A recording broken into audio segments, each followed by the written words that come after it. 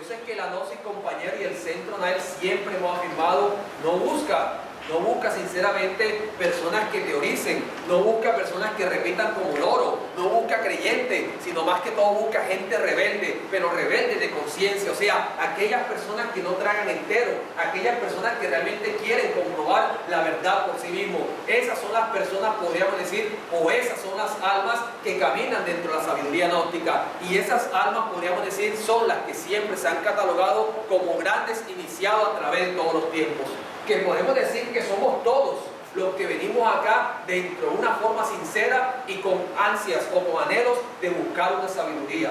Entonces, si nosotros, amigos, no eliminamos estos defectos, ¿qué pasa? Degeneran el cuerpo físico, enferman el cuerpo físico. Y todas las enfermedades que nosotros tenemos hasta estos momentos son producto de nuestro mal comportamiento ante la vida. Si nosotros no eliminamos esos defectos y degeneramos, destruimos el cuerpo físico, nosotros llegamos a lo que se llama la muerte física. Y bien se sabe de que a la hora de llegar a la muerte física, a nosotros nos van a cortar el cordón de plata que une el alma con el cuerpo físico. Y bien comprendemos y sabemos de que en ese momento ya nosotros como alma no podemos entrar más a ese cuerpo físico. Entonces nos busca la divinidad, eso que se llama Dios, dentro de un palacio. Y por eso 2 de Corintios 5:10 es que si uno compara la Biblia con esta enseñanza, compañero, es lo mismo. Pablo de Tarso en 2 de Corintios 5:10 afirma: es necesario de que cada uno de nosotros comparezcamos ante el tribunal de Cristo. Ojo, hay un tribunal para que cada uno reciba por lo que ha hecho mientras estaba en el cuerpo. Está hablando de una realidad llamada alma, sea bueno o sea malo. Por eso siempre nos atrevemos a afirmar de que a Dios no le interesa el estrato social, a Dios no le interesa el nivel económico, a Dios no le interesa el nivel intelectual, a Dios solamente le interesa de cada uno de nosotros son las obras, bueno y malo, y con base a eso te juzga. Que en esta vida cogiste durante 30 años tomando alcohol, Dios te lo cobra, crea o no crea. Que cogiste y abortaste, Dios te lo cobra. Que cogiste por allá y le diste un buen consejo a una persona, Dios te lo paga. O sea, son obras lo que vale ante los ojos de Dios, y por eso nosotros, compañeros, debemos procurar de tratar de hacer esas obras buenas. Fíjense que ya vamos metido casi que el 10 de marzo, o sea, van ya 3 meses de que empezó el 2013, y posible nosotros, si hacemos una reflexión hasta ahora, compañeros, lo más probable es que nosotros hasta ahora no hemos hecho ninguna obra buena. Lo más probable es que ha pasado un día, ha pasado una semana, ha pasado un año y pasa toda la vida, y nosotros estamos cometiendo errores. Entonces, si cometemos errores, violamos las leyes divinas, entonces, ¿con qué derecho podemos decirle, podemos nosotros pedir a Dios que nos ayude? Si hay que tener méritos. Entonces, dentro de eso, a la hora de que esta alma la juzga, nos dan un nuevo cuerpo físico. Esta alma la conectan a un esperma que fecunda un óvulo, nace una criatura, queda una mujer embarazada, nace una criatura, y ahí venimos nosotros nuevamente. Ahora, ese proceso que estoy explicando se repite exactamente 108 veces. O sea, todos nosotros tenemos 108 oportunidades, 108 cuerpos físicos, con un solo propósito: alcanzar la perfección espiritual. Pero como es tanta la inconsciencia, la mecanicidad, que nosotros vamos y venimos en diferentes cuerpos físicos y siempre venimos a cometer los mismos errores. Entonces, a la hora de que nosotros culminamos, se nos culminan los 108 cuerpos físicos y no hiciste nada por liberar tu alma, es decir, no te dedicaste a eliminar tus defectos, que es algo sencillo que podemos realizar cada uno de nosotros. No te dedicaste a transmutar tus energías sexuales, te dedicaste a fornicar y no te dedicaste a ayudar a la humanidad. Y si no alcanzamos la liberación de esa alma y no la purificamos, entonces lo que nosotros no queremos hacer aquí en la tierra, uno porque no conocemos la gnosis y otro porque la conocemos y no queremos llevarla a la práctica, entonces la naturaleza lo hace por nosotros, pero lo hace a base de grandes castigos, lo hace a base de grandes padecimientos, y lo hace sencillamente cuando cada uno de nosotros tenga que descender a lo que se llama los mundos infiernos. Que hoy es la segunda parte, pero hemos hablado, decíamos la semana pasada, esta es la continuación, decíamos la semana pasada de que los mundos infiernos han sido nombrados por todas las corrientes religiosas. Se le llama el Hades, se le llama el Seol, se le llama mundo sumergido en la naturaleza, se le llama, o sea, llámesele como se le llame, obedece a esa región infradimensional donde cada uno de nosotros tiene que bajar después de cumplir a las 108 vidas a pagar todos los errores y todas las faltas que cometimos durante esa existencia. Y los mundos de infierno decíamos de que están relacionados con los 9 planetas principales y que dentro de esto se le llaman círculos dantescos. Ahora decíamos que se llaman círculos dantescos, podríamos afirmar como que en memoria del Dante Alighieri, que en sí es un maestro y Dante Alighieri tuvo la oportunidad de bajar a los mundos infiernos, con la única diferencia de que lo hizo en carne y hueso. Lo hizo en carne y hueso para entregarle una sabiduría a la humanidad, pero como era la época de la persecución, del oscurantismo religioso y todo aquel que hablara de estas enseñanzas era catalogado como hereje, como brujo, etc., entonces la escondió bajo una obra o bajo una novela llamada La Divina Comedia, pero que obedece sencillamente o explica el proceso que tiene que sufrir y pasar el alma a través de los diferentes 9 círculos. Entonces, dentro de esto, veníamos diciendo la semana pasada, veníamos hablando y expresando de que realmente el Maestro Jesús, por ejemplo, dice: allí donde es el llorar y el crujir de dientes.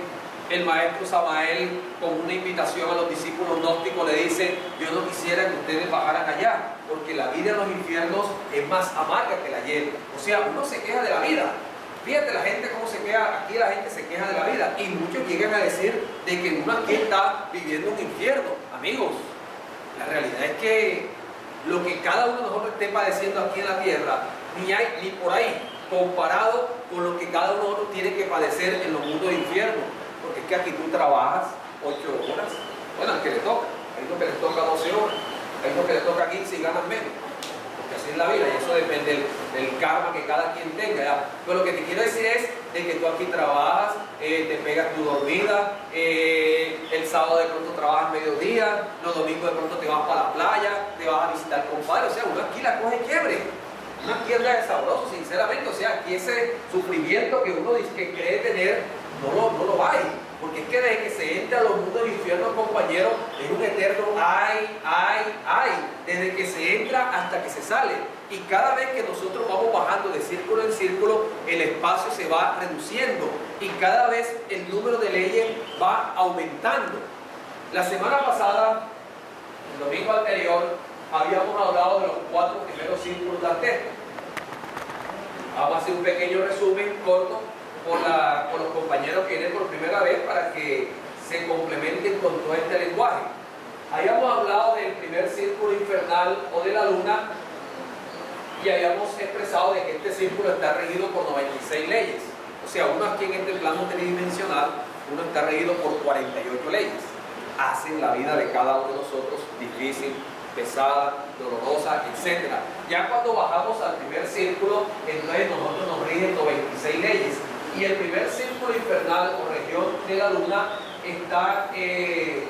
corresponde a lo que se llama el limbo, y en sí es la antesala de los mundos infiernos.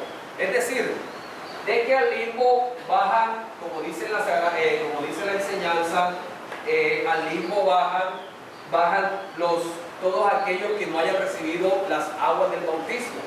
Esto, compañero, hay que entenderlo de una forma simbólica, porque bien se sabe de que antiguamente nadie es educado sin haber sido instruido en los misterios del sexo, porque es que el sexo es un misterio, pero que desgraciadamente la humanidad ha profanado, podríamos decir, lo que es la función sexual y se va sumergiendo dentro de una degeneración. Entonces, entendamos de que, igual que te repito, el bautismo es un pacto de magia sexual. Y también, por ejemplo, el cristianismo afirma de que al limbo van todos los niños inocentes. Ahora, de que todo esto se malinterprete y la gente, por ejemplo, yo recuerdo de que antes la gente tenía la costumbre de que de pronto un niño estaba enfermo y si no lo habían bautizado, corrían a bautizarlo. Porque la gente dentro de sus creencias creía de que si no lo bautizaban, ese niño iba al limbo. Pero ese bautismo, compañero, no salva a nadie, hay que entender. Y dentro de eso, cuando se habla de niños inocentes, entendamos de que una persona, o sea, entendamos por niños inocentes, entendámoslo como ignorancia radical. ¿Qué queremos decir? Tú puedes ser estudiado, Tú puedes ser egresado de la universidad, tú puedes tener un PH, tú puedes ser un doctor, tú puedes leerte y saberte la Biblia de memoria, todo eso. Y no es que sea malo, mas no te vas a salvar por esa información. Pero lo que queremos decir es que si una persona, por mucha letra, por mucha lectura, por mucha información que tenga en su cabeza, pero si esa persona desconoce los misterios del sexo, ante los ojos de Dios podríamos decir de que es un ignorante. Porque hay que comprender, vuelvo y te repito, que el sexo en sí se convierte en un misterio y es algo sagrado que la humanidad y sobre todo los iniciados debemos hacer conciencia de esa función. Ahora, al limbo también se le llama lo que es la región de los muertos, porque es que todos nosotros, mientras se nos hace el juicio que se le realiza al alma y a la hora de morir, todos nosotros bajamos al limbo. Si no hemos cumplido las 108 vidas, entonces nos regresa después de los juicios que se le hace al alma hacia un nuevo cuerpo físico. Entonces, esta región podríamos decir dentro del limbo, o sea, podríamos afirmar de que, como decía, están todos los muertos, y los muertos, o sea, la persona cuando muere, muere dentro de una inconsciencia, es decir, muere ilusionado por todas las cosas de la vida, y esa ilusión podríamos decir, podríamos informar incluso de que como que la materializa ya dentro de esta región. Es decir, de que allá, como enseña el maestro Samael, allá cada persona que desencarna se ve haciendo lo mismo como si estuviese en vida, porque es que la persona no acepta de que está muerto, o sea, desconoce de que ha perdido ya su cuerpo físico. Entonces, el limbo, si nosotros, vuelvo y te repito, después de bajar, o sea, después de cumplir las 108 vidas y no logramos el bautismo, entonces nosotros descendemos al segundo círculo dantesco. Y el segundo círculo dantesco ya está regido por 192 leyes. Ahora, ¿quiénes van a este círculo? Los que más sufren aquí, compañeros, son los lujuriosos, es decir, aquellas personas, porque es que uno, por ejemplo, para manejar el lenguaje, lo que viene por primera vez, la lujuria podríamos decir de que ese deseo, esa fuerza, podríamos afirmar que nos impulsa a derramar o a perder nuestras energías sexuales y a degenerar lo que es la función sexual. Es decir, todos aquellos lujuriosos, porque es que un tipo, por ejemplo, a veces yo analizo, a veces uno va por la calle, hasta a uno le pasa, es que uno no es ningún santo, y tú ves una hembra y enseguida hace un dictamen, la saca una conclusión, está buena, está bonita, está fea, etc. Ve a otra hembra allá, también la desea y hace lo mismo. Entonces, cada vez que uno tiene esa reacción, entonces uno realmente hay compañeros que se está manifestando esto que se llama la lujuria y que nos conlleva después más adelante a derramar nuestras energías sexuales. O sea, al segundo círculo dantesco van todos aquellos que violaron, los que no se cansaron de violar lo que se llama la ley de Moisés. Porque es que todos los maestros, como te decía, le han venido a decir a la humanidad de que hay que conservar y transmutar las energías sexuales. Ahora, Moisés a través de las Sagradas Escrituras enseña, Levítico 15, y dice, habló Jehová a Aarón y a Moisés, y decirle, hablar a los hijos de Israel, cualquier varón que tuviere flujo de semen será inmundo hasta la noche. Será inmundo, perdón. Y más adelante añade, y cuando un hombre yaciere con una mujer, o sea, que se acostare y tuviera relaciones sexuales con una mujer, aunque fuese su propia esposa, y tuviera derrame de semen, ambos se lavarán con agua y serán inmundos hasta la noche. Y añade más adelante, esta es la ley para el que viene a tener, al que ha venido a tener flujo y emisión de semen, viniendo a ser inmundo a causa de ello. Amigos, que quede claro a la luz de la gnosis, el derramar las energías sexuales se convierte en un delito ante los ojos de Dios, y la Biblia lo dice por todas partes.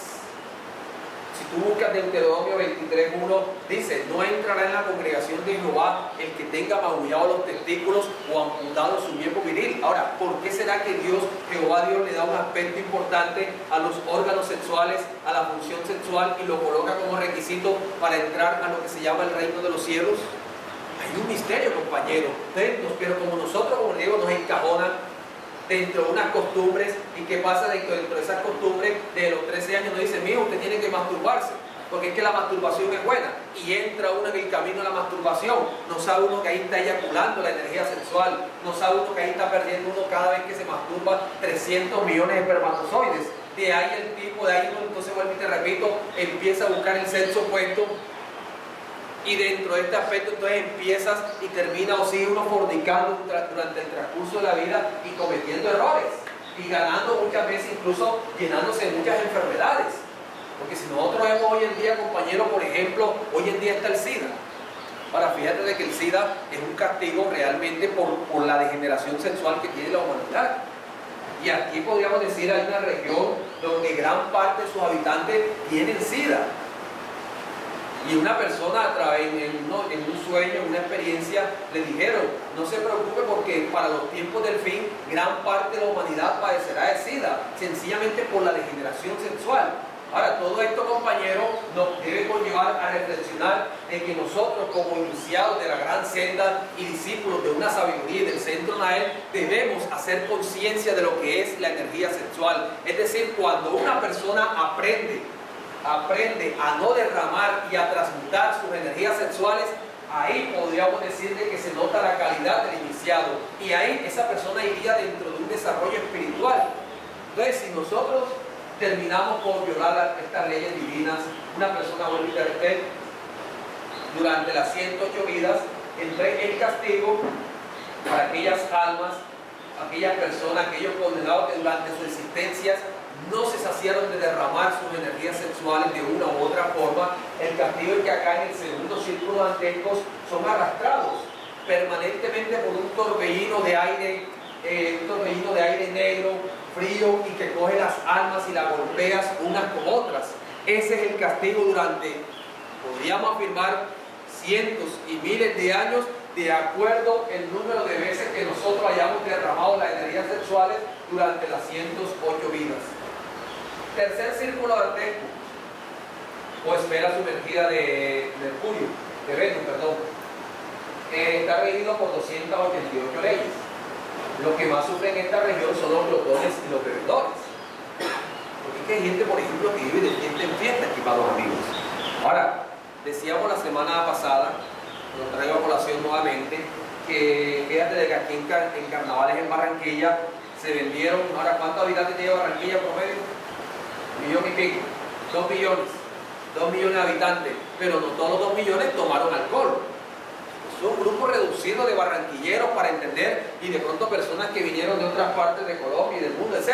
Pero lo que te quiere decir que en esos 4 días la gente durante los 4 días carnavales consumieron un promedio de 60 millones de litros de aguardiente o de alcohol y aproximadamente 40 millones de litros de cerveza. Ahora, tú sabes lo que uno vivir de fiesta en fiesta, no porque creen que eso es felicidad. ¿Cuál felicidad? ¿Qué queda después de una noche de fiesta? ¿Qué queda después de una noche de parranda? ¿Qué queda uno después de tomarse una gran cantidad de alcohol y quedar sumergido en una borrachera? O sea, lo que queda es el dolor, lo que queda muchas veces la decepción, lo que queda, porque sencillamente, compañeros, nosotros creemos, vuelvo y te repito, de que vivir de fiesta en fiesta, esa es la felicidad. Pero entonces, dentro de esto, para una persona que dañar el cuerpo físico con el alcohol, compañero, es algo realmente triste y doloroso para la humanidad. Ahora, han cogido a la pobre mujer y también la han metido en el mundo del alcohol, y lo han hecho, o lo están haciendo. Fíjate que cuando impulsaron a la mujer al alcohol, sacaron una cerveza pequeña.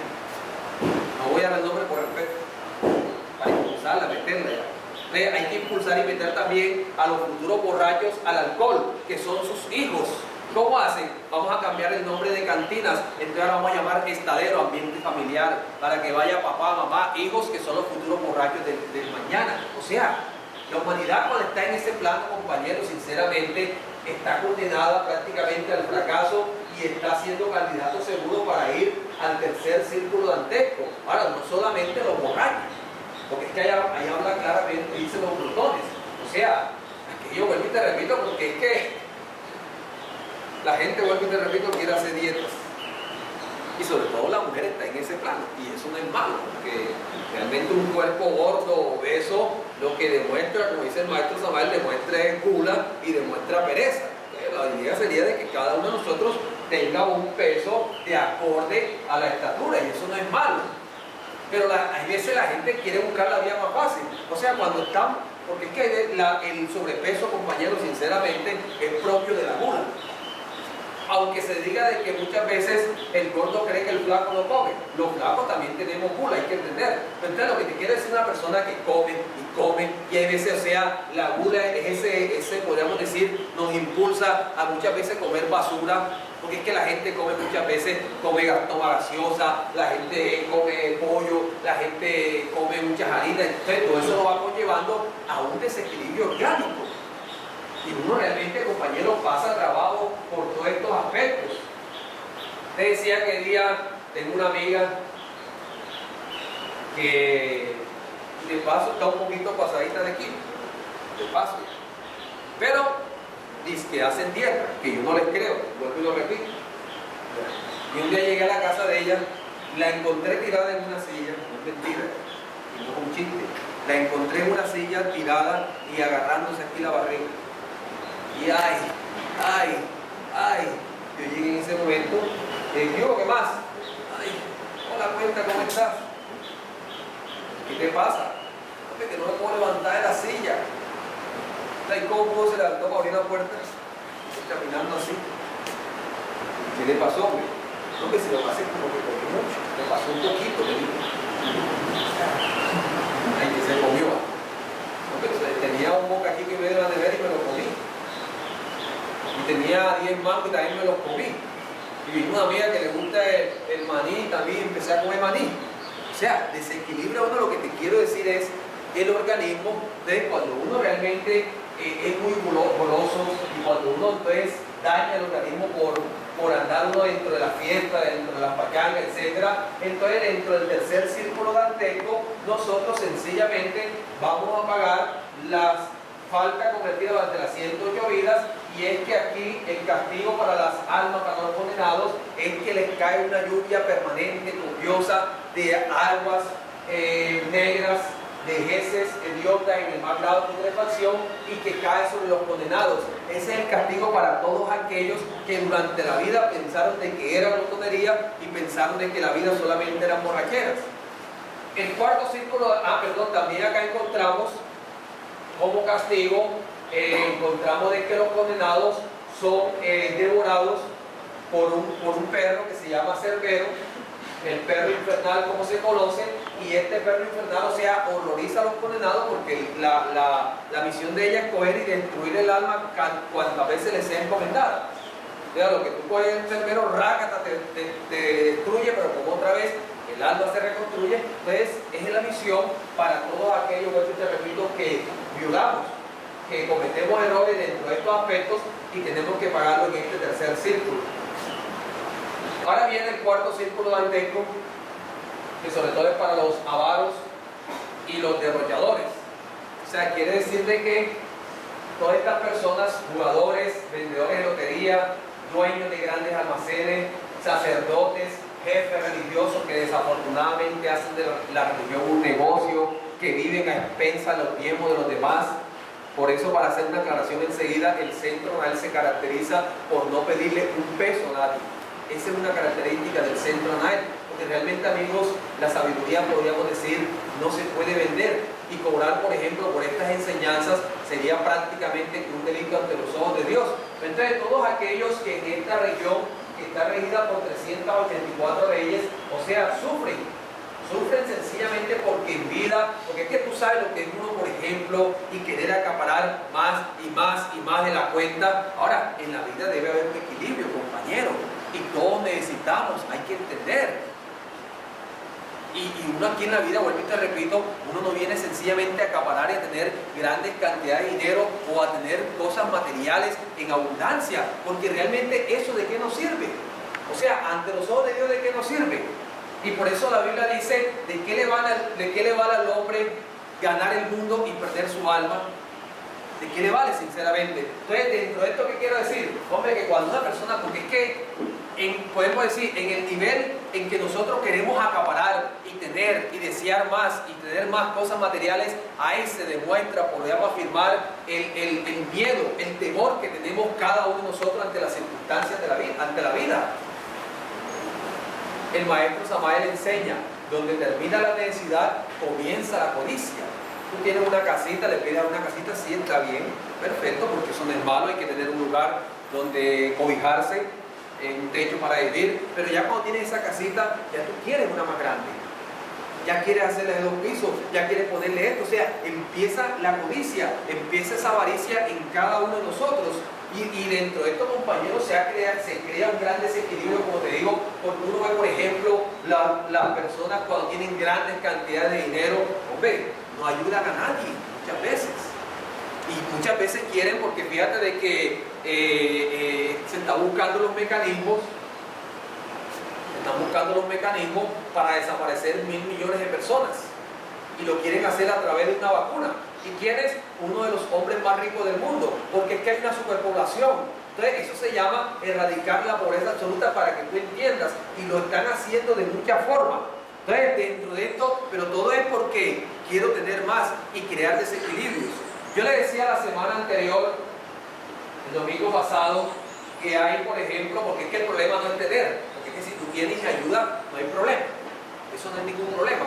O sea, si tú eres una persona que esclavizas el dinero y no te dejas esclavizar por el dinero, no hay ningún problema. Pero el problema es que nosotros nos dejamos esclavizar de eso que se llama dinero. Entonces yo les decía de que hay en la India, una noticia que me gustó, o sea, me pareció interesante. Hay un señor que tiene X cantidad de dinero, si no me falla la memoria, el señor le acaba de regalar 2.000 millones de dólares a una fundación, pero eso alarmó al mundo, o sea, la gente, lo que es soltar así. Ahora, él le explicó y él está diciendo, no, lo que pasa es que nosotros comprendemos, y de paso, sabes que en la India están más pegados un poquito a la parte espiritual que nosotros acá los occidentales. Entonces le explicó de que ellos comprenden de que como reciben de las demás personas, así ellos también tienen que sentir la necesidad de ayudar. Y él dijo, si yo tengo 16.000 millones de dólares y yo regalo 2.000, me quedo con 14.000 millones, o sea que sigo siendo rico.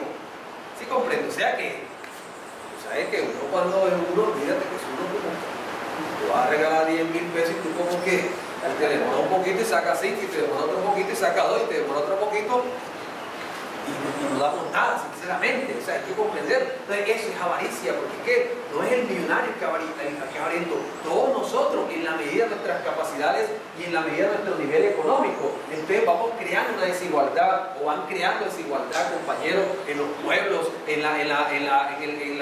podríamos decir, van creando una desigualdad dentro del aspecto económico, y van incluso violando una ley que en esoterismo se llama la ley del trogo autoegocátrico cósmico común, que es la ley que podemos decir del equilibrio universal, donde realmente se maneja el debe y el haber, o sea, cada uno de nosotros, porque es que si nosotros guardamos demasiado, creamos un desequilibrio. Ahora, si tú tienes para comprar, en una forma equilibrada, bien. Conozco un caso de un señor que era familiar de una tía, y el tipo era campesino y tenía plata, pero ese señor no se compraba o sea, andaba con 2 pantalones nada más. El sastre necesita, la modista, o sea, todo el mundo necesita, lo que te quiero decir. Entonces, dentro de esto, cuando tú coges y guardas demasiado, tú creas un desequilibrio. Y cuando tú coges y sueltas demasiado dentro de una falsa generosidad, también creas un desequilibrio. Fíjate que aquí en la vida, en la interrelación, tú colocas a una persona que guarda demasiado, tacaña como se llama, o avariento, y una persona que derrocha demasiado, y aquí no se gustan. Van a tener siempre choques. Mírenlo dentro del círculo familiar. Si de pronto tú eres el que la botas demasiado y tu esposa es el que la guarda mucho, tú la guardas, la botas. ¿Quién te lo da el que la bota ya? Sí, entonces eso siempre, pues tú sí eres duro. Entonces siempre hay un choque. Eso se da normalmente ya. Lo digo por mí, sinceramente, o sea, desafortunadamente en la vida y dentro de mi inconsciencia la he botado demasiado, o sea, he despilfarrado el dinero, sinceramente, ya.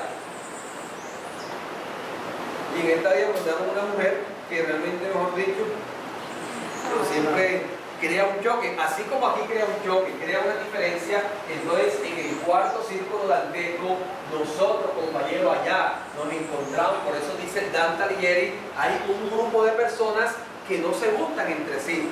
Y este grupo de personas sencillamente se lanzan unas grandes rocas y gritándose, ¿tú por qué la guardas? Y le lanzan las rocas al uno. Y el otro la dice, ¿y tú por qué la malgastas? Pues ese es el castigo que tienen que sufrir los condenados aquí en la vida, que se dedicaron a explotar, que se dedicaron a guardar demasiado, que por su avaricia realmente muchas veces explotaron a la pobre humanidad. Y como te decía, jefes religiosos que por su avaricia hicieron de la religión un negocio. Ahora sí, vamos a hablar de la segunda parte. Vamos a hablar del quinto círculo dantesco, o esfera sumergida de Marte, que está regida por 480 leyes, y quienes más sufren aquí, compañeros, son los iracundos, furiosos, soberbios, altaneros, orgullosos. O sea, todos aquellos, porque es que tú sabes lo que es coger rabia. Tú sabes lo que uno levantarse y enseguida coger rabia.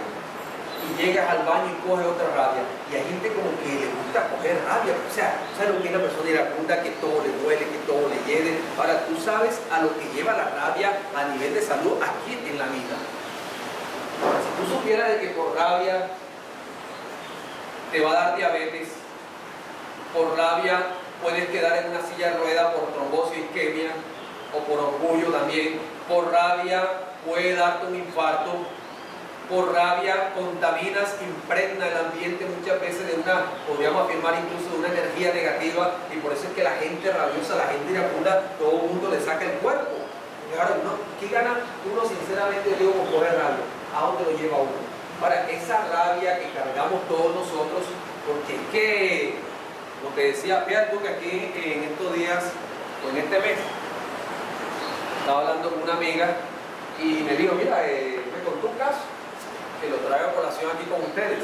Dijo, fíjate que tengo una amiga, 30 años, y le dio trombosis, o le dio isquemia. Ahora, ¿por qué?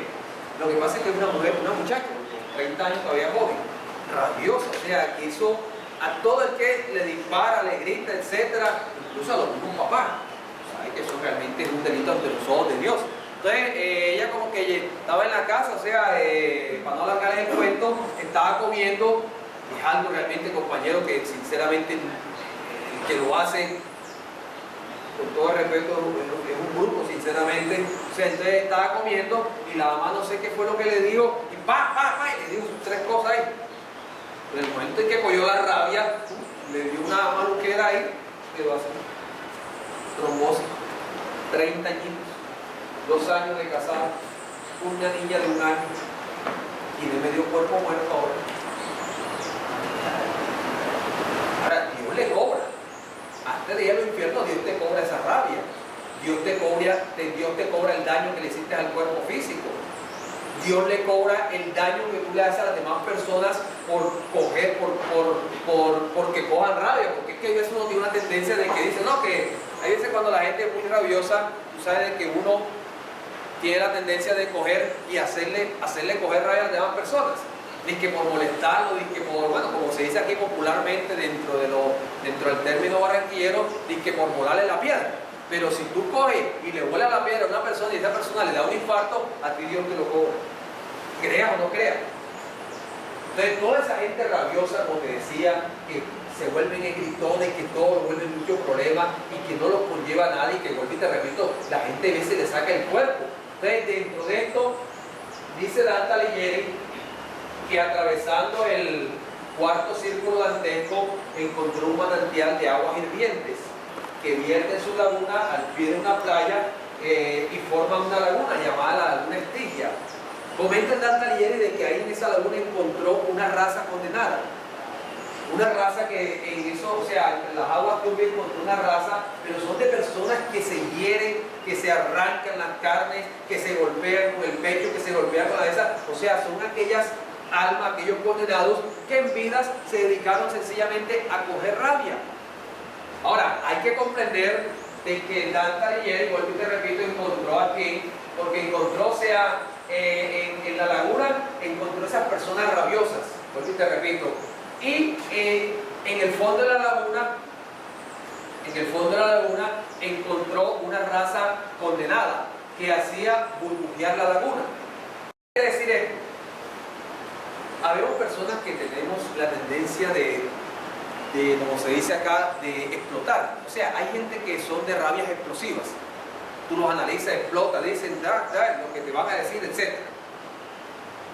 Y habemos personas, me incluyo porque no soy ningún santo, habemos personas que tenemos la tendencia de tener lo que se llama esas rabias calladas.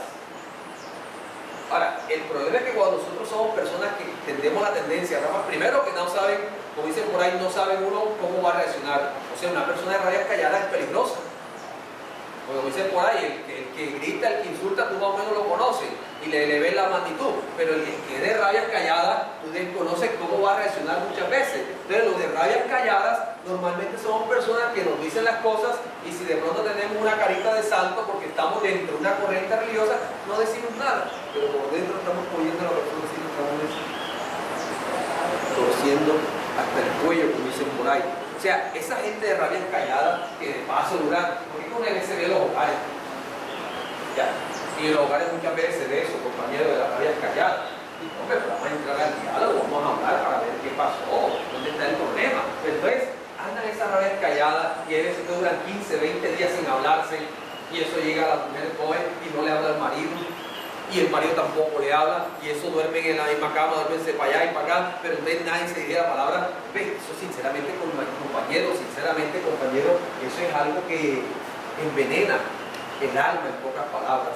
Entonces nosotros debemos comprender de que los de rabias explosivas somos los que estamos, somos los que estamos encima en la laguna, por decir así. Y los de rabias calladas somos aquellos. ¿Quién era rabia callada aquí? Sinceramente. Allá nos encontramos, allá nos vemos las caras entonces. Sí, porque es que somos los que estamos ahí, que hacemos burbujear la laguna, porque la rabia no nos deja articular la palabra para entender. Entonces, el castigo también, porque es que hay una raza, hablamos de los orgullosos, de los altaneros también, o sea, los orgullosos, aquellos que en la vida de pronto se engrandecieron o sentían de libre grandeza por lo que uno estudia, por lo que uno tiene, etcétera, etcétera, están metidos en el lodo de la laguna. Y encontramos también, dice Dante Alighieri, de que aquí encontró tres furias, Megera, Alecto y Tisifona. Tienen formas femeninas, envueltas en sangres, rodeadas de hidras verdosas y tienen por cabello serpiente. O sea, son tres furias que al cualquier condenado que las mire, podríamos afirmar, como enseña Dante Alighieri, o sea, queda prácticamente petrificado. Ahora, este es el castigo para los duros de corazón, compañeros. Hay que comprender de que muchas veces cuando nosotros somos demasiado orgullosos y nos lleva a un resentimiento y nos lleva a un odio, entonces nos convertimos en esos duros de corazón. O sea, nos convertimos en unas personas que no somos capaces incluso de perdonar a nadie. Ahora, todos somos capaces de cometer errores en la vida. Hay que ponerse en el lugar ajeno, o hay que ver el punto de vista ajeno y colocarse en el lugar de las otras personas. También hablemos del sexto círculo dantesco, o esfera sumergida de Júpiter. El tiempo aquí, como dice acá, es espantoso. O sea, está regido por 526 leyes. Y aquí, o sea, dentro de esta región, el Dante Alighieri entró a la ciudad de Lite. ¿Qué quiere decir esto? De que, o sea, encontró un gran campo lleno de dolor, de crueles tormentos, pero entonces los sepulcros, porque es que las losas están levantadas y los sepulcros que se ven por todas partes están envueltos en llamas. Ahora, ¿quiénes son los que van al sexto círculo dantesco?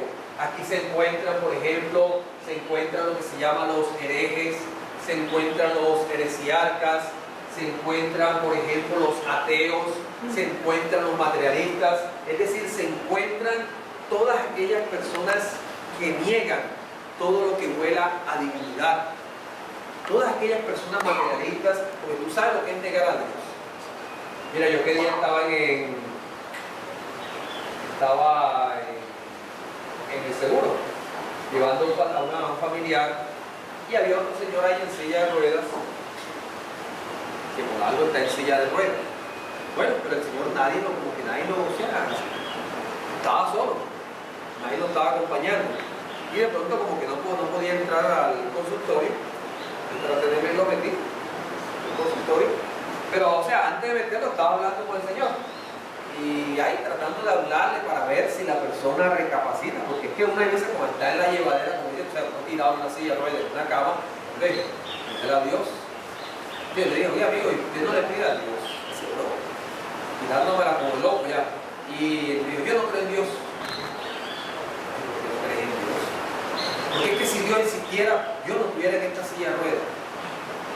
Es una persona que niega a dos niveles, que niega lo que nos da la vida. Entonces, todo lo que vuelvo y te repito, odien lo que tiene sabor adivino, están envueltos en llamas, metidos dentro de estos sepulcros y envueltos en llamas, o sea, sus propias pasiones, odios, etc. Ya. Entonces, dentro de estos compañeros, también en el sexto círculo dantesco encontramos, por ejemplo, a los malos gobernantes, a los malos presidentes, a los malos ministros, a los malos alcaldes. O sea, porque es que Júpiter tiene podemos decir, Júpiter le da, como se dice, le da el cetro a los reyes y le da la mitra a los diferentes dirigentes religiosos.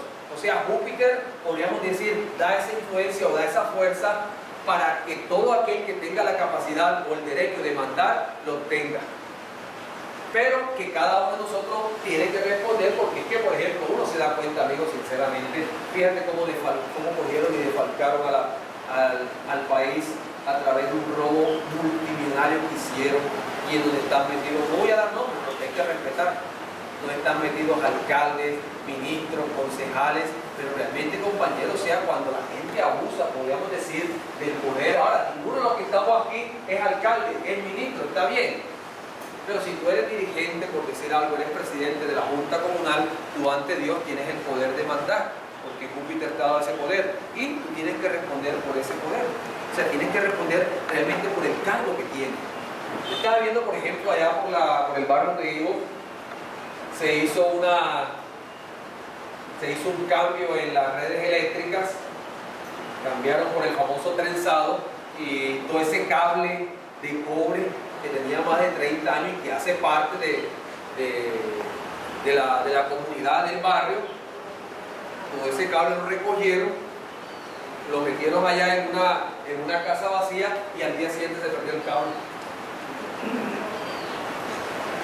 Ahora ahí está, no voy a estar con todo el respeto, pero ahí está el presidente de la Junta Comunal, ahí está el vicepresidente de la Junta Comunal, o sea, ellos guardaron el cable y el cable se perdió. A los 2 meses el presidente compró una casa enseguida. Bueno, serán coincidencias, como dicen por ahí, pero lo que te quiero decir es que todos aquellos, vuelvo y te repito, malos gobernantes, malos al que originan dolor a los pueblos, sinceramente, tienen que pagar acá en el sexto círculo dantesco. También encontramos en este sexto círculo dantesco, encontramos también los pésimos padres de familia. ¿Por qué? Aquellos que muchas veces teniendo, porque es que mira, tú tienes un hijo, a lo que tú entiendes, ahora que por X razón se separó ese hogar, no importa, son cosas de la vida, pero hay que dar unos hijos, tú tienes que responder por esos hijos. Hombre, llévale la comida y darle la plata, darle lo que tienes que entregarle, porque es que cada uno de nosotros, o aquellos que son padres de familia, que yo no soy, aquellos que son padres de familia, ante los ojos de Dios, tienen una responsabilidad. Ahora, esos hijos quedan pasando hambre, esos hijos quedan a la merced de la calle, esos hijos no saben ni lo que, o sea, o al padre de familia no sabe lo que es contarle un bote de leche, un pañal, y teniendo, eso Dios te lo cobra. De ahí en Cartagena hay un señor, bueno, está ya tirando la toalla, pero ese señor tiene plata, tiene hoteles en Boca Grande, tiene plata. Y conozco el caso porque vivo acá con otro familiar, tuvo un hijo, y él, o sea, desde que ese hijo nació, él no supo lo que fue darle un plato de alimentos, o sea, no supo lo que darle un tetero, nunca. Y tiene plata, es más, ya el hijo murió. Y él nunca, o sea, supo darle nada. O sea, todo eso, vuelvo y te repito, porque es que si tú tienes, ahora, y si no tienes, sal a buscarla. ¿Quién te mandó a hacer hijo? Tienes que buscártela. Tú ves el palomo y la paloma hacen su par de palomitos y salen todos los días a buscarse el alimento para digerírselo y entregárselo. O sea, que la naturaleza es sabia y nos da su ejemplo. Si tú también la haces pelado en la calle, como dicen por ahí. En primer lugar va a estar regando yo por todo el mundo y eso te va a complicar la vida. También encontramos acá, o sea, jefes de familia, como dice acá, muy honrados, muy sinceros, pero que muchas veces lo que debieron hacer no lo hicieron, y lo que no debieron hacer, eso hicieron. También dentro de este círculo dantesco encontramos esos padres, esos padres de familias y todas esas personas que aquí en la vida, o sea, ante las demás personas de pronto demostraron, o sea, podríamos decir, una falsa santidad, es decir, demostraron lo que enseña el Maestro Jesús, una hipocresía y un fariseísmo. ¿Qué quiere decir? De que aquellas personas que hacen parte de las diferentes corrientes religiosas, pero que cuando llegan al templo, cuando llegan a la iglesia, colocan una cara de santo. Que miremos la cara aquí que tenemos todos tenemos una cara de buena gente, ¿sí o no? Y todos de pronto decimos, somos estudiantes gnósticos. Amigos, aquí es fácil ser estudiante gnóstico, pero el estudiante gnóstico se conoce de aquí para afuera. Cuando llegas a tu casa, cuando te interrelacionas con las personas, ahí es donde realmente se ve lo que es el estudiante gnóstico, porque muchas veces nosotros, vuelvo y te repito, nos comportamos en una forma perfecta, justa, santificada, pero cuando llegamos a la casa, que de pronto coges y maltratas a tu mujer, regañas a tus hijos, los maltratas, ahí es donde realmente. Entonces, por eso es que el Cristo Jesús les dice, hipócritas fariseos, que limpiáis el vaso por fuera, mas por dentro está lleno de podredumbre. Y aclaramos, el hipócrita fariseo, vuelvo y te repito, no es sencillamente las diferentes corrientes religiosas. Si uno en la gnosis, compañero, no se dedica a eliminar los defectos psicológicos, uno también se convierte en ese hipócrita fariseo y comete errores. Yo conozco un muchacho, son ejemplos en la vida, y veces, como dicen por ahí, en una escuela donde tú aprendes a las buenas y a las malas. Yo conozco, unos muchachos, el caso de una amiga, ella pertenece a una corriente religiosa y él pertenece a otra. De modo, eso no es problema. Eso no es problema, se respetan los principios espirituales y no ha pasado nada, porque es que la religión nunca se puede imponer a la fuerza, eso hay que entenderlo. Entonces, bueno, pero entonces el esposo, no quiere de que ella esté dentro de esa religión, no quiere ya, y ha hecho lo imposible. Ahora, él está dentro de su religión, y él va allá y tal, hermanito, Cristo te ama y tal, no voy a dar el nombre, ya. Pero entonces él ha hecho hasta, incluso aquí entre confianza, la ha levantado a trompada, le pega, para que ella salga de la religión. O sea, dime tú, por eso es que dice el Cristo, esta legión de víboras de labios me honra, mas su corazón está lejos de mí. Y no todo aquel que me dice Señor, Señor, entrará al reino de los cielos, sino aquel que hace las obras de mi Padre. Y por eso el mismo Cristo Jesús, cuando se enfrentaba a todos esos hipócritas fariseos que le decían, somos del linaje de Abraham y de David, ¿qué les decía? Somos hijos de Dios. Y él les decía, si fueses hijos de Dios, las obras de nuestro Padre Dios hacéis, mas hijo de vuestro Padre el diablo eres, porque las obras del diablo hacéis. ¿Por qué? Porque es que muchas veces, amigos, vuelvo y te repito, de que lo que vale ante Dios son los frutos, y podríamos decir el cambio, o sea, vale más hablar con ejemplo que con 1000 palabras. Entonces, no es sencillamente decir yo estoy en una religión, sino el comportamiento que estemos dando ante las diferentes personas. Y nunca, compañeros, nunca creamos de que podemos meter a la fuerza a nuestros familiares hacia esta corriente religiosa o hacia cualquiera. Porque hay veces uno cargado de buenas intenciones, pero el infierno está empedrado de buenas intenciones. Uno cargado de que siempre cree de que quieren coger, no, es a la fuerza, compañero. Cada quien debe tener una necesidad, cada quien debe sentir una madurez, cada quien tiene que tener una madurez espiritual, cada quien tiene que empezar a desarrollar o a que se le manifiesten inquietudes y estar preparado para cualquier conocimiento espiritual y mucho más para la ciencia gnóstica. Porque es que a veces, vuelvo y te repito, yo estaba viendo, por ejemplo, ya para terminar con los ejemplos, que día me estaba comentando un familiar que ella pertenecía a otra religión. Bueno, entonces ella me decía de que había un señor que llevaba a los hijos a la religión. ¿Sabes que el pelado los niños se incomodan, sinceramente? Los niños se incomodan un poquito, entonces ellos, y más cuando duran 2, 3 horas, ¿sabes cómo es? Bueno, entonces que los niños incómodos, ¿sabes qué hacía el papá? Estaban ahí, pues, alabanza y el cuento y tal, y los peladitos, entonces dice ella de que se daba cuenta cuando el papá cogía a los pobres pelados ahí, les metía un pellizcón para que se quedaran quietos, o sea, como que a la fuerza.